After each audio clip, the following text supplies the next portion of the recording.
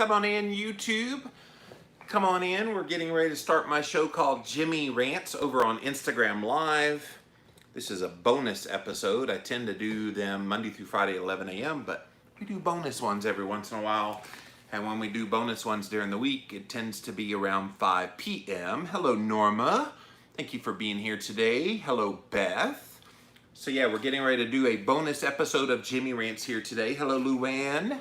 Thank you guys for being here. Gonna go live. It just hit 5 o'clock, so I need to get started here. But thank you, YouTube Live. Thank you, guys over here on Facebook Live. Share, share, share. If you've got that little share button, you can share it to your page, and you can also spread it to any groups that you're a part of. Hello, Amy and Karen and Chris. Thank you guys for being here as well. We're going to get started right now with a great episode of Jimmy Rants, and here we go. Come on in, you guys. We have a brand new episode of Jimmy Rants in store for you. JimmyRants.com is the website, and if you want to engage live in the content, go follow me over on Instagram. I am at Livin' Low Carb Man, LIVINLOWCARBMAN. Once you are there, you can follow live. We go live at 11 a.m. Eastern Time, Monday through Friday. Sometimes we do these bonus episodes like we're doing here today at this 5 p.m. And then sometimes on the weekends we do some too. I like to do these shows, so we do a bunch of them, and they're called Jimmy Rants. We also simulcast over on my Facebook page, so thank you guys for being here, as well as on YouTube Live. So thank you guys for all watching here today on Jimmy Rants. If you missed the live, you can watch it on replay for up to 24 hours over here on Instagram. Then it disappears. Pop on over to JimmyRants.com. You can see the past episodes there. Also over on YouTube, we host all the past episodes there as well. Just type in a keyword, Jimmy Rants, and you will find the show. All right, guys. So there is so much being talked about out there in the culture right now. Obviously, on the hearts and minds of people is this COVID-19 thing, and some of the uncertainties around it, some of the crazy issues as states are reopening, blah, blah, blah. But one of the things that has come up again and again and again in looking at the data of the people getting this is the state of their diet and the state of the health of the people who are getting the most severe symptoms. And it's almost impossible to ignore that the people who are at the highest risk aren't just random people. Yeah, there are a few random outliers that are getting sick, but for the most part, the vast majority in the 90-something percentile of people who are getting the worst symptoms of COVID-19, along with dying from it, they tend to be the people who have what's called comorbidities. And so this means they already have some kind of a condition going on, and that comorbidity, be it diabetes, heart disease, respiratory issues, cancer, on and on and on, something that would be where their immune system would be compromised, on and on and on. So it's got a lot of people thinking, okay, what gets people chronically ill where they have these conditions? And obviously it's anything that would raise inflammation levels in people, because there is no chronic disease without there is no inflammation without chronic disease. So therefore, if we could find a way to get people to not be inflamed and to get their health in tip-top order, and specifically their metabolism, don't we want to do that? So obviously, the answer is yes, we want to do that. And so a lot of the medical doctors that are out there that have been looking at metabolic health for many years, they're starting to say, okay, well, now's the time we do something and try to not just use this instance to promote the message, but also to say, hey, look, this is why our message is so important. And one of those people is a gentleman that I've talked about here on Jimmy Rants. I think I did one article by him before, but Dr. Mark Cucuzella. So he's a personal friend of mine. He's a medical doctor in West Virginia. He's the one, if you'll recall, I did a Jimmy Rants one time about how they removed sugar from the cafeteria. So you go to this hospital where he works in West Virginia, they have removed all sugary drinks and even like fruit juice and all sugar from the cafeteria. So when you go to that hospital, there is no sugar. And in the vending machines, they don't allow sugary sodas and fruit juices. So he's doing some really great stuff. Well, he asks the question in this headline. This is in WVUmedicine.org, by the way, West Virginia University of Medicine. Is it time to quarantine junk food? And of course, he's using the vernacular we've all been holed up in our houses, quarantine. So quarantine junk food, and let's open the path to now embracing real food instead. And of course, for a lot of you guys, this is stuff you're already doing. But think about how we could have this discussion now. And you could have it on a very personal level, because people are worried about COVID-19 and worried about getting sick. And instead of worrying about a vaccine, which I know they're working on it, but why don't we do things in the meantime that could put your body into a good state where you could be healed, maybe naturally, by boosting your immunity. And that's what he talks about in this. So it's a little bit of a long article. I'm going to try to zip through it pretty quickly, maybe skip some areas, but let's get to this. So as our nation prepares for the next phase of the coronavirus pandemic, we deliberate over a roadmap outlined by former Commissioner of the Food and Drug Administration, FDA, Dr. Scott Gottlieb. He wrote the National Coronavirus Response, a roadmap to reopening. We're now beginning to have those discussions about slowing the spread to state-by-state reopening. You can see in the distance, phase 3 is establish immune protection and lift all the physical distancing, and then hopefully phase 4, rebuild readiness for the next pandemic. Whether you're in healthcare, government, or in the military in a time of crisis, the one consistent rule is that it's always best to tell the truth. And Dr. Cucuzzella is about to tell some truth.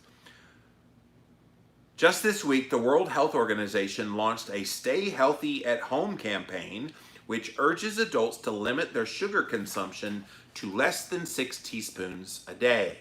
So here is that ad that they're putting out there, that PSA, have no more than 6 teaspoons of sugar per day in order to stay healthy while you're at home. No doubt the amount should be even less for children. To give you a frame of reference for what 6 teaspoons looks like, 1 small carton of chocolate milk, one of those little bitty, remember at school, that little bitty carton of chocolate milk has more than 6 teaspoons of sugar. Now that's shocking for a lot of people. Here in the mountain state of West Virginia, as well as the world over, we love to indulge and take comfort in highly processed foods that are loaded with sugar and refined carbohydrates.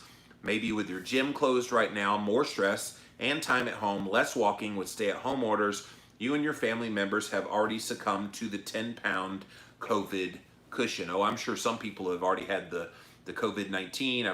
I've heard it, the COVID-25. I think some people already got the COVID like 40 to 50. So people are already dealing with that.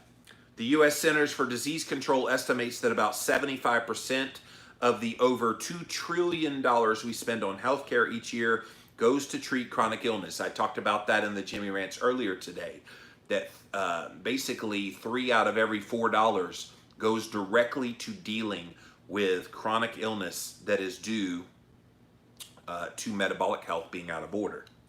Much of which can be mitigated if you simply improved your diet and your lifestyle choices, as well as have policies in place that support these better choices. This is the big thing, and Dr. Cucuzzella knows this. He's a low-carb doctor, by the way, and he understands that, yes, we can encourage patients to change their dietary habits and their lifestyle habits, but unless they're getting reinforcement from the powers that be, from various people trying to educate, unless you're told saturated fat is not the enemy in your health, unless you're told cholesterol is not going to harm you, unless you're told healthy whole grains may not be so healthy after all these messages are not being reinforced, and thus people don't always believe them. The reality is that we are partially responsible for our fragility to an attack like the coronavirus. Now we're hoping that our states and our nation can have a strong enough healthcare system that will help pull us out of the pandemic. But the current crisis reveals truly how vulnerable we are. You know, for many years, I've been online 15 years talking about nutritional health. And for many years, I've always said, I wonder what it's going to take to get people to wake up to this idea that their metabolic health matters. And I hate that it took a global pandemic vis-a-vis a virus to maybe shine a bright light on this, but this could be the thing that finally gets people to wake up. Now, let's be clear.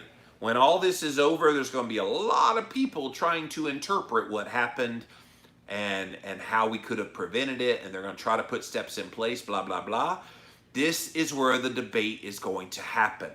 We need to be ready for this, you guys. We need to be ready to share information, and just as Dr. Cucuzella is doing in this article, and share how your metabolic health could have been improved long before this COVID-19 thing came around. And metabolic health is your health. Like, let's be clear. Most of your total health has to do with how healthy your metabolism is. And if your metabolism isn't healthy, then you're more susceptible to things like the coronavirus, because your immune system is down, your insulin is up, your inflammation is up, your blood sugar's up. All of these things have a detrimental effect. And then you start to develop what is all these comorbidities, which means other conditions you're dealing with when COVID-19 comes around, making you a whole lot more susceptible. And so I love what he's putting in here. We need to shine a bright light on these comorbidities, because COVID-19 and comorbidity, as he calls it here, is a deadly combination. Comorbidity means the patient had at least one other disease in addition to COVID-19. This novel coronavirus came out of China over 5 months ago, and we're rapidly discovering how it attacks the human body, who it kills, and how. I did a whole Jimmy Rants just last week about how the body does go into action to try to fight this when it goes into your system. Again, go to jimmyrants.com. If you missed that one, it was a really fascinating view as to how the body fights off COVID-19. U.S. experts attributed the rapid spread and high mortality rates in China to their air pollution, higher smoking rates, and their advanced age. But a different set of risk factors are now emerging, looking back retrospectively at all the data from China, as well as all the current data happening in the United States. And what they've seen is obesity is the leading comorbidity. Just this week, there were 3 new studies from separate teams in New York City. They all pointed to obesity as a major risk factor for COVID-19 hospitalizations and intensive care unit admissions. In the first study on more than 3,600 people who all tested positive for COVID-19, more than 20% of them had a BMI that was in the obese class 1 category, which is BMI of 30 to 34. More than 15% had a BMI of less than 35, which is an obese class, or excuse me, more than 35, obese class 2 or greater. The rate of all obesity in New York City hovers around 28%. In West Virginia, it's north of 40%. Importantly, though, the rates of intensive care admissions were double for those with a BMI over 30, nearly 4 times with those of a BMI greater than 35. In the second study, again from New York City, they looked at over 4,000 COVID-19 patients. They found that apart from being over 75 years old, obesity was the most significant risk factor predicting hospitalization and the need for critical care. The third study looked at records from 5,700 people with COVID-19. They had also been admitted to hospitals in New York City. 94% of them had at least one comorbidity, and the most common were hypertension, obesity, and diabetes. So he's got a graph here of the most common health problems among all the hospitalized COVID-19 patients. 88% had more than one comorbidity, meaning they had massive amounts of other things going on before they got COVID-19. The top one is hypertension, 53%. Obesity, which is a BMI over 30, 42%. Diabetes, 32%. Morbid obesity, which is BMI over 35 at 19%. Coronary artery disease at 10%. Asthma, 8%. and then it's on down from there. But more than one comorbidity, meaning there's multiple things going on with these people. 88%, like almost 9 out of 10 people, had multiple comorbidities. Only, 6.1% had none. Meaning 94-ish% are already metabolically unhealthy. Only a very small little few were not unhealthy. Pretty interesting. This week's report from the Centers for Disease Control and Prevention, covering more than a dozen states and thousands of patients, reported hospitalization and complication and death rates were highest amongst those who were 65 years or older and those with underlying medical conditions. Approximately 90% of the hospitalized patients identified through COVID-19 had one or more underlying conditions, most commonly obesity, hypertension, chronic lung disease, diabetes type 2, and cardiovascular disease. Most of these, you guys, are chronic diseases that are mitigated through diet and lifestyle. The only one is chronic lung disease. It's the only one that doesn't fit the category of diet and lifestyle that would fix that. But most of that's from smoking and other things.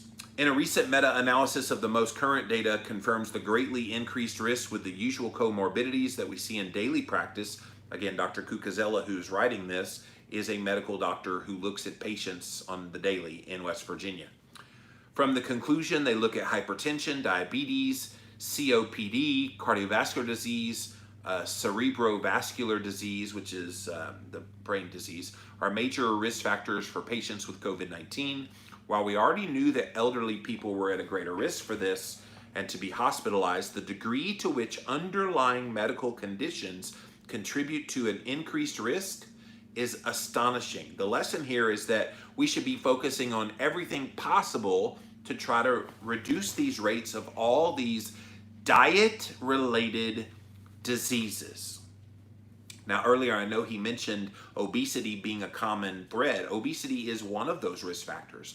But generally when you see obesity, you see other things going on metabolically, like a lot of these things, like high blood pressure, like type 2 diabetes, like cardiovascular disease, on and on and on. Almost all of these comorbidities, which include hypertension, diabetes, coronary artery disease, and obesity, are linked to the common cause, the root cause. I talked about it this morning, you guys, insulin resistance. According to one recent estimate, 88% of Americans have markers of insulin resistance, which is the root cause of the so-called metabolic diseases like obesity, type 2 diabetes, and cardiovascular disease. 88%, which means only 12% of the population is well. And we wonder why people are succumbing to the COVID-19. If you're not metabolically well, your body can't fight this thing off. But isn't it interesting? People want their cookies and their cakes and their donuts and their Coca-Cola and their fast food and all the junk food galore. And yet now we're seeing the ramifications. We don't have a vaccine deficiency. We have an overcarbed society. And in this overcarbed society, we're now reaping what we've sown with our head in the ground of not paying attention to metabolic health. Now, a lot of you guys have, and it's wonderful. We have opened our eyes. A lot of you guys have reversed a lot of these chronic diseases that we're mentioning here today. But other people are just like totally oblivious. Eat, drink, and be merry, as they say. And this is preventable. I really do hope this is the wake-up call that people have been wanting. Like people are, oh, I wish I could get motivated. If this doesn't motivate you to change your diet and your lifestyle so that you are healthier, I don't know what's going to do it. And I know a lot of people that are dealing with these comorbidities that they're staying scared, locked up in their houses because they know they are the most susceptible. And they should be scared because when you have these comorbidities, they're seeing that those are the ones that don't deal with COVID-19 very well. Witnessing how these diseases are increasingly implicated in poor outcomes for the coronavirus victims, we need to be taking insulin resistance far more seriously. And like I said this morning, if you missed my Jimmy Rants from 11 a.m. this morning, go back and watch it at jimmyrants.com or over on YouTube. But we talked about, it was 3 medical doctors that made the case that we've been focusing on the wrong things. We've been telling people lower your cholesterol and cut your calories. And those were the exact wrong messages to be sending out. We need to be telling people pay attention to the insulin resistance, which is what Dr. Cucuzella is doing here. So let's take a look at the markers of a metabolically healthy individual, and let's see if you pass the test. You guys ready? Number 1, waist circumference.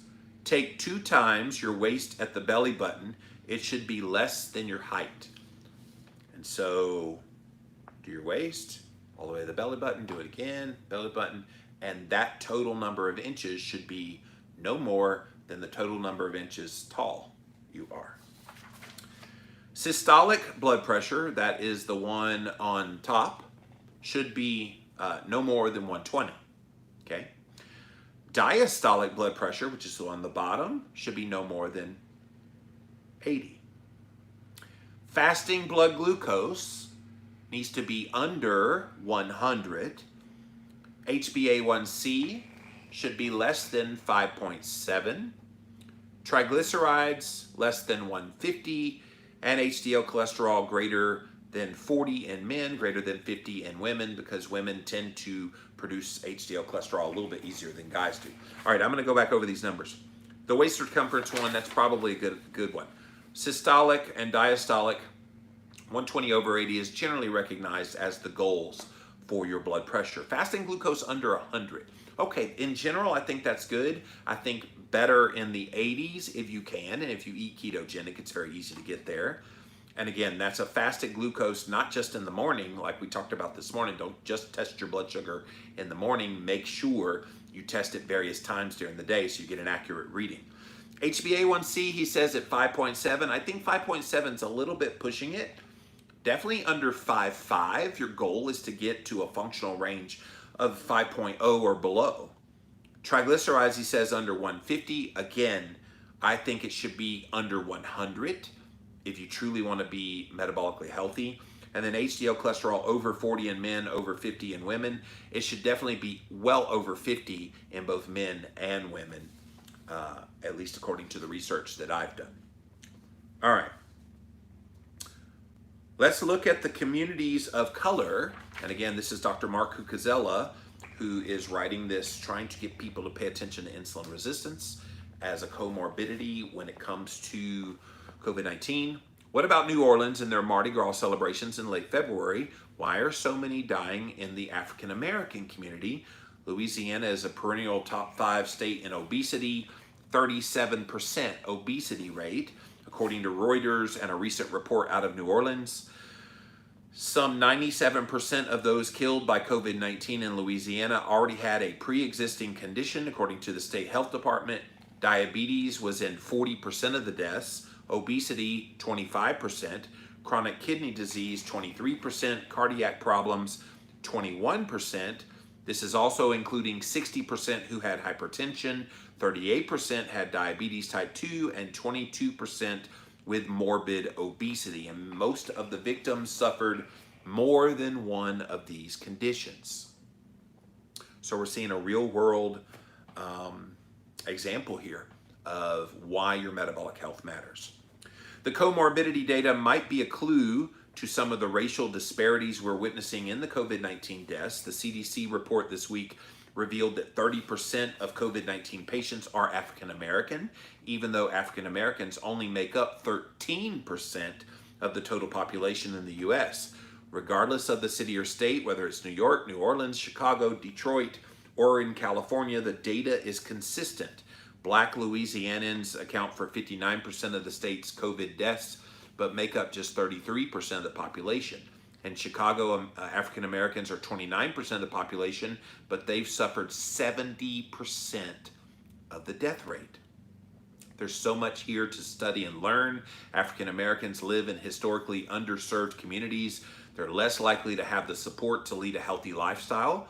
Their greater disease rates are rooted in social, economic, physical, and even psychological factors such as chronic stress. Native Americans are also extremely vulnerable and may be in the next wave as COVID-19 finds its way into more remote areas.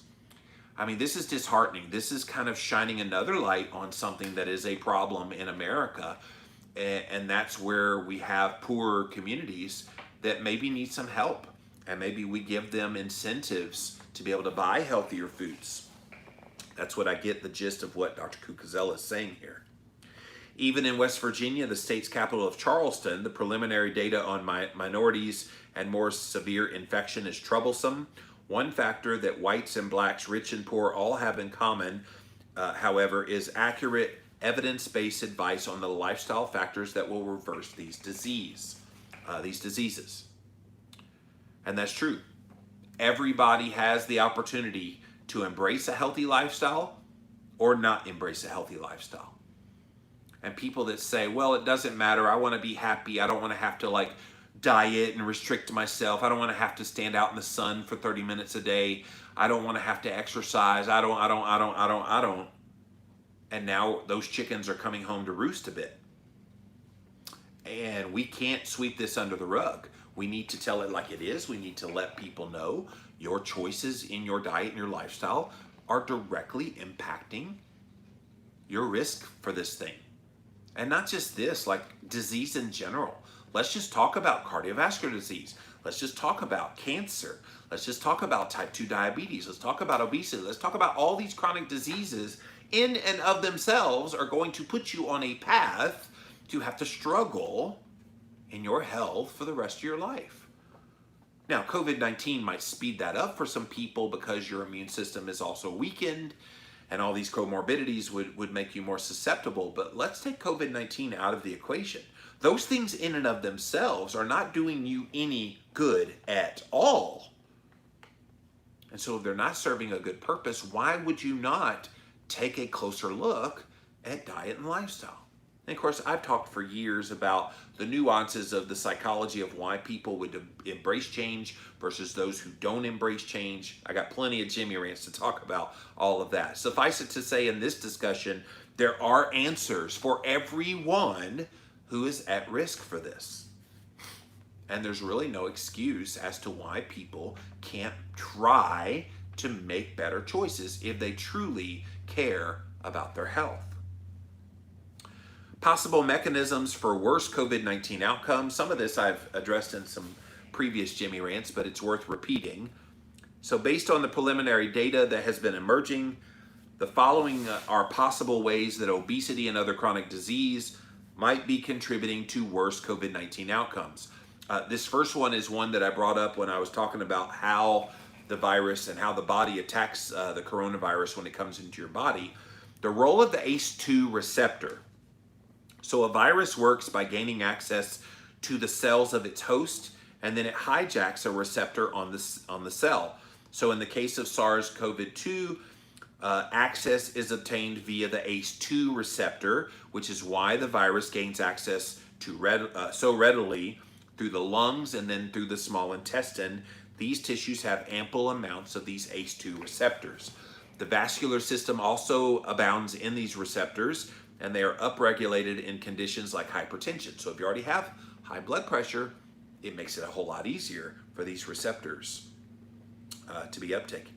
We're witnessing the lungs, the GI system, gastrointestinal, vascular system, and your heart health, which is a big vascular organ, as vulnerable during this attack. And we know when the COVID-19 hits, it sets off this cascade bomb of inflammatory things happening, and it hits fast and furious. So if you're already weakened, you can see why this ACE2 receptor is so critical.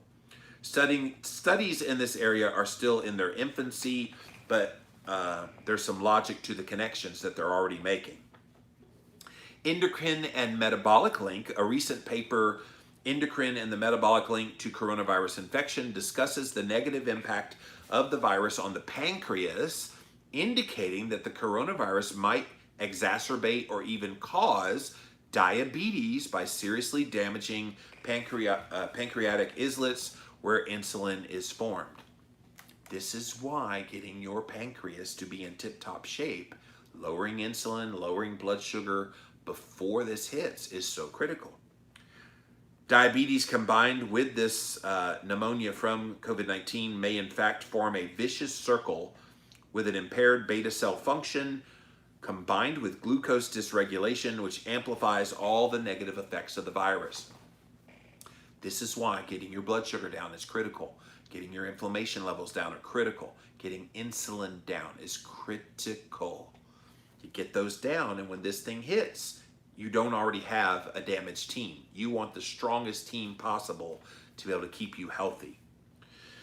We are witnessing now unusual cases of clotting, blood clotting, and strokes. This 2006 paper was called Hypoglycemia Stimulates Coagulation, whereas hyperinsulinemia impairs fibrinolysis in healthy humans. In a bit of revisionist history, the paper states the differential effects of hyperglycemia and hyperinsulinemia suggests that patients with hyperglycemia, which is high blood sugar, due to insulin resistance are especially susceptible to thrombotic events by a concurrent insulin-driven impairment of fibrinolysis and a glucose-driven activation of coagulation. More revisionist history from a 1972 paper showed that hyperglycemia negatively affected white blood cell defense against infection. High glucose impairs the cells in the innate immune response to invading organisms. So researchers and clinicians will need to sort out whether COVID-19 related cases are associated more with the patients who are in poor metabolic health. It cannot be emphasized enough. Get your metabolic health in order. I hope you've heard that enough now. Like, this has been out there. I've seen quite a few articles. I literally could have read from about 10 different articles. I printed them all out. In fact, I had one here. This was from the New York Times about a week ago, how poor diet contributes to coronavirus risk. There's so many of those kind of articles being put out. I think we need to be paying attention to it and giving credence to it. How about the immune dysregulation? The basic concept of immunology that many do not understand is the innate, which is the first responder immune system, and then the more delayed adaptive, which is the second responders providing immunity. Both of these arms reflect your overall health. It's been known for some time that the immune system's multiple arms are negatively impacted when you are obese and when you have metabolic syndrome. In 2017, Anderson described this in her article, Impact of Obesity and Metabolic Syndrome on Immunity. In 2019, Zhao et al. Added to the discourse in their paper, Longitudinal Multi-omics of Host Microbe Dynamics in Prediabetes. I wish for once they would use English words when they make these papers, but I know they have to sound smart when they write these. So from that last paper, the ZHOU paper, first, healthy profiles are distinct among individuals while displaying diverse patterns of intra and interpersonal variability. Extensive host and microbial changes occur during respiratory viral infections and immunization. Immunization triggers potentially protective responses that are distinct from responses to viral infections of the respiratory system. Moreover, during respiratory viral infections, here's the key part, insulin-resistant participants respond differently than those who are insulin sensitive. Global co-association analyses among the thousands of profiled molecules reveal specific host microbe interactions that differ between the insulin-resistant people and the insulin-sensitive people, and our study reveals insight into pathways and responses that differ between glucose dysregulation and those who are healthy and thus immune from disease. The often discussed cytokine storm, which when COVID-19 hits, that's what happens, rages more severe in those who have diabetes. Moreover, glycation in and of itself will suppress the immune function in times of immune challenge.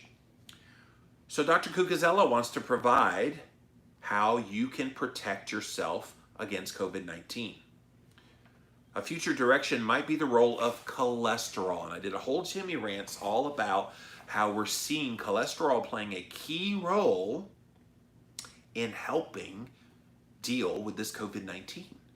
Because one of the first things they see when people get this is cholesterol drops like a rock. And if you talk to most people out there, that must be a good thing. No, it's not a good thing. Cholesterol is in the body for a very good reason. And we're seeing that cholesterol plays a key role in this. And it's time, this time we are way too early to draw anything conclusive about it. It's just food for thought, but it is interesting to see the commonality of the drops in cholesterol. Almost all of my patients who have hypertension, diabetes, and heart disease are told they need to lower saturated fat, lower cholesterol, and take a cholesterol-lowering medication like a statin drug. Recently, the World Health Organization's guidance for COVID, which I shared about previously as well, advice to reduce intake of saturated fat to nearly zero. They don't want you eating saturated fat at all. The focus on cholesterol lowering may have counterproductive effects when it comes to fighting COVID-19. Studies show the viral antibodies that our immune systems create can partner with cholesterol molecules to become much more robust virus killers. In other words, you want to have a potent 1-2 punch when it comes to fighting COVID-19 if you get it. Not only do you want your white blood cells and to create really good antibodies, but you want to supercharge them. Remember Pac-Man when he used to eat the big pellet and he could go and eat the monsters? That's exactly what cholesterol is doing. It's the big pellet that lets you go eat the monsters and fight off this COVID-19. So all those people that are being apologists for lowering cholesterol, where are you now? Because cholesterol is doing good things in the body, and we need to stop telling people it's doing bad things in the body. Studies on sepsis reflect less mortality when you have higher HDL cholesterol, as well as an association of low LDL cholesterol with worse sepsis. Data from China are showing how those with the lowest cholesterol are having much poorer outcomes, although this phenomenon could well be due to the fact cholesterol tends to drop when someone is in the stages of acute illness. Vitamin D, which is involved in cholesterol synthesis pathways, also has a protective role when our stores are sufficient. I can tell you I've been taking around 25 to 30,000 IU of vitamin D. I'm going to back off on that soon because I've been standing out in the sun for about a half an hour a day since it's gotten warmer. And so vitamin D, key here, and I've been getting plenty of vitamin D. Of course, everything has its trade-offs, so I'm not suggesting that you stop taking your statin drug, but something to consider if your indication for it taking it is soft. A coronary artery calcium score is a sure way to determine your heart risk. I've talked about the CT heart scan. Mine's a big fat 0, so it means no sign of coronary plaque developing, which means no signs of heart disease. Now might be a good time to find out what your heart calcium score is. Assessing your vitamin D status is also inexpensive and actionable, so consider a level and supplement if you are under 30 nanograms per milliliter. I think the last time I checked, I was at 55. I try to keep it somewhere between like 50 and 80, my vitamin D level. And some people are, oh, you need it as high as possible. Okay, fine. Get it where you're comfortable with, but for me, somewhere between 50 and 80 is pretty good. So what can we learn from the front lines of COVID-19? Critical care doctors from the world are observing and researching all the connections. One internist in New York says every critical care specialist attending COVID-19 patients in the intensive care unit where I've been filling in as a physician for the past 2 weeks makes the same observation. Our patients seem almost universally obese, while most ill but stable patients elsewhere have lower body masses. Critical care doctors in other parts of the country are seeing exactly the same thing. The article details what we've learned historically from other viral pandemics, as well as the effects of diabetes and obesity on individual immune systems. All of this suggests healthcare needs to be augmented, not just with more screening and treatments, but with improved health access and health literacy. So Dr. Cucuzella asked the question, should my profession shoulder some of this blame for the obesity pandemic that is now making COVID-19 worse? We've often blamed the victim, meaning the patients, for having obesity, but obesity and excessive body fat is also a global pandemic. Over 80% of the world's population is overweight or obese. My good friend and colleague in sports medicine, Dr. Phil Maffetone, shares some amazing data in a paper called The Perfect Storm, COVID-19 Pandemic Meets Overfat Pandemic. This is the funny thing. We have put a strong, bright light on COVID-19 for all the obvious reasons. And yet here we have something that is afflicting 80% of the population. And as that statistic said earlier, 88% have some form of metabolic chronic disease health issue underlying. Why don't we put just as much attention on that? Why don't we quarantine junk food and start helping people embrace real whole foods? I really, really hope that's one of the unexpected things that comes out of this, is we have this global pandemic of obesity and chronic disease and metabolic syndrome, insulin resistance. We got to deal with that. And if you deal with that, COVID-19 would be a big yawn. It's sad. In our current scenario where it's difficult to predict the course of the virus, the only true source of control that you have is you. The best thing anyone can do is to strengthen his or her own resistance to the coronavirus. Perhaps an important global lesson already learned is that it's easier to prevent viral infections than to treat them. Individuals and governments need not only practice mitigation strategies such as social distancing, but they must focus on overall health of their patients. People can control much when it comes to their health, the prevention of infections through a healthy immune system, including having proper levels of body fat, is strongly associated with a healthy lifestyle. Truly healthy people rarely need medication for chronic lifestyle-related conditions, so instead of merely managing your condition, make it a goal to make them go away for good. Your risk for COVID-19 will not be like a blizzard, hitting hard and passing over quickly, but rather like a long, hard winter. So, processed food. It's got a big bright light. Processed foods are a big reason why we got this metabolic pandemic going on. The food industry capitalizes on stress and the impulse to eat, and the news reports the consumption of processed food and junk food has been increasing over the past month. New York Times had an insightful piece, "I Just Need Comfort, Processed Foods Make a Pandemic Comeback." When the unhealthy choices are the easy choices, how can we expect families to remain healthy and restore their own health? And he mentions about physical activity also being a big part of this. Resisting the urge to turn to alcohol as well is another one. So I'm trying to get through this. For safer re-entry, eat real food. Despite all the gloom and doom, I marvel at the individual and national response to the crisis amongst my health colleagues. We do all these things like social distancing, masking, applying personal hygiene. We will slow this pandemic, but we need to be pushing for more real whole food. Follow your grandmother's advice. Eat nutrient-dense foods like seafood, eggs, meat, not relying on failed thinking from the 1980s. Eat for low and stable blood sugar, and if you have diabetes, try to get a continuous glucose monitor. I hope a new world where we take personal responsibility for our health and those around us emerges. We can and must reduce our risk of an ongoing pandemic and the ones that will come in the future. The ongoing diabetes, obesity, and metabolic disease pandemics remain in the background, exerting their negative effects. It's time now to take back our health.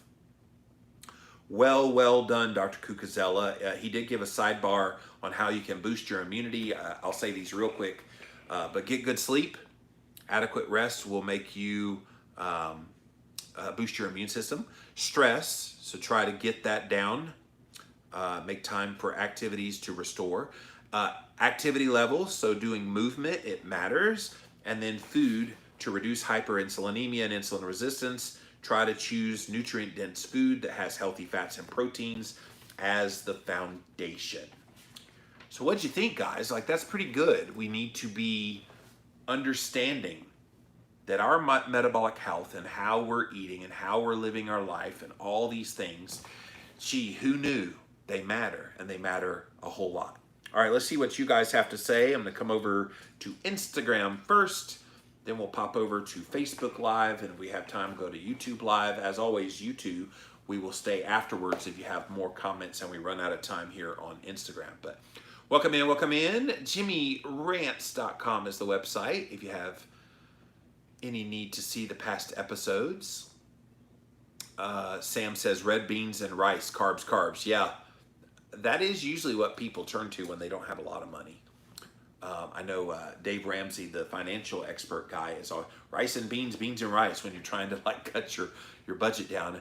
I would say eggs and nuts, nuts and eggs. I think that would be the equivalent in the keto world.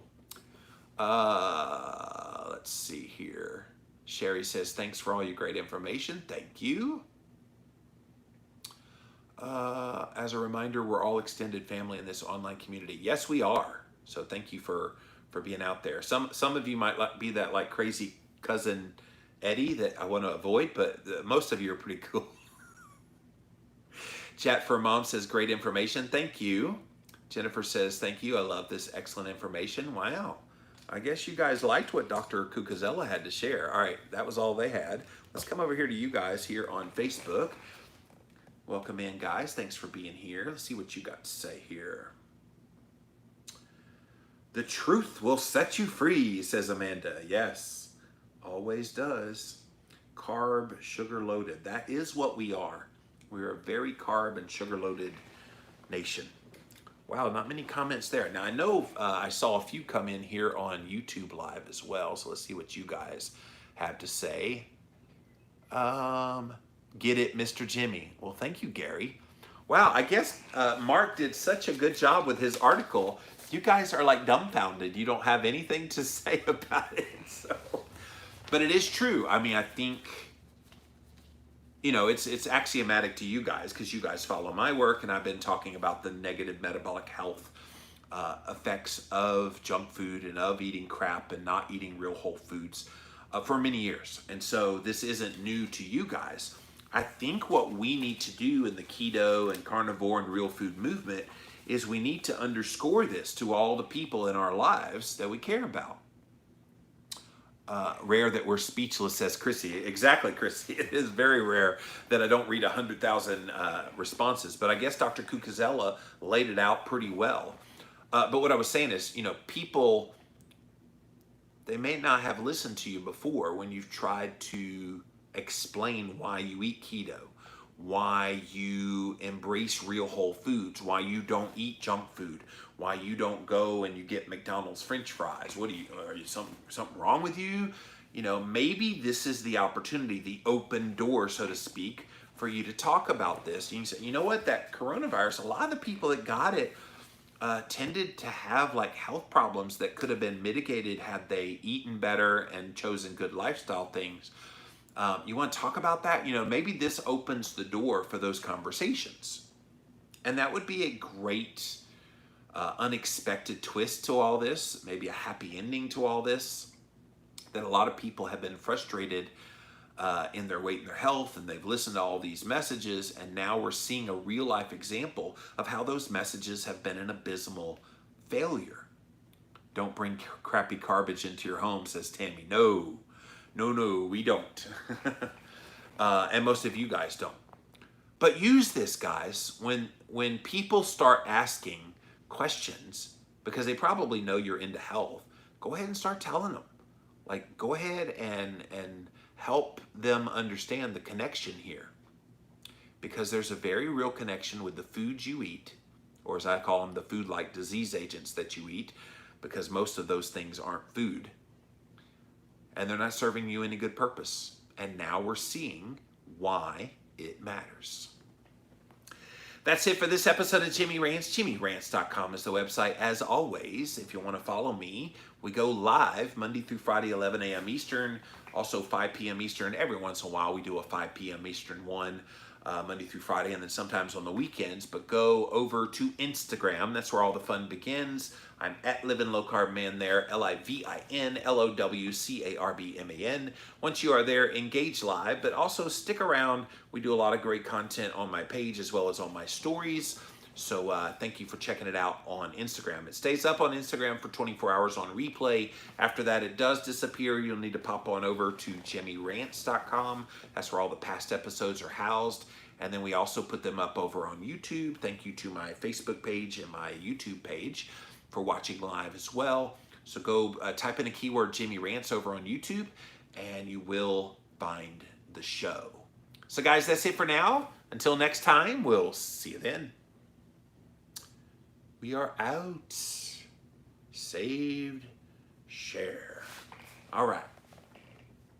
So yeah, that's it, guys. Like, there's some really great stuff happening out there in our culture, and I really do think and hope that this is the impetus that good things are going to happen, that people will finally wake up, realize we've been lied to when it comes to health, and we've been told big old whoppers when it comes to our health.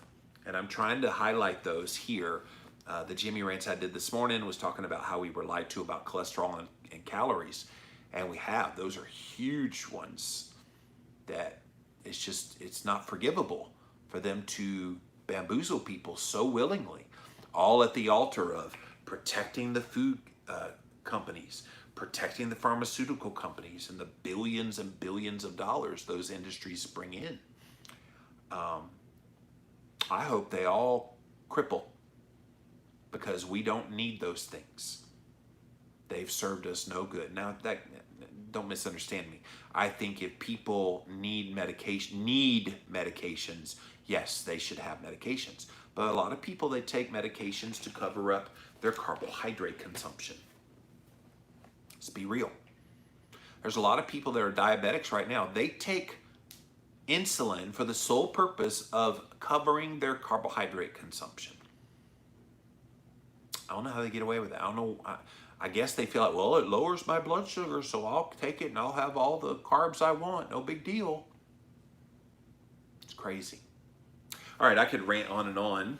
This is Jimmy Rants, but I could rant on and on for hours, but I'm going to pop off of here for now. Thanks so much for watching, you guys. We'll be back again real soon. Bye. All right, YouTube, thank you for being here as well. Really appreciate you guys. I am trying to include you a lot more in the work I'm doing and the live stuff that I'm doing here. So I hope you've enjoyed that I've been doing these lives. And yeah, we'll keep doing these lives. I think this is a cool way to get the message out directly to you guys here. So appreciate you, and we'll see you again real soon. Bye.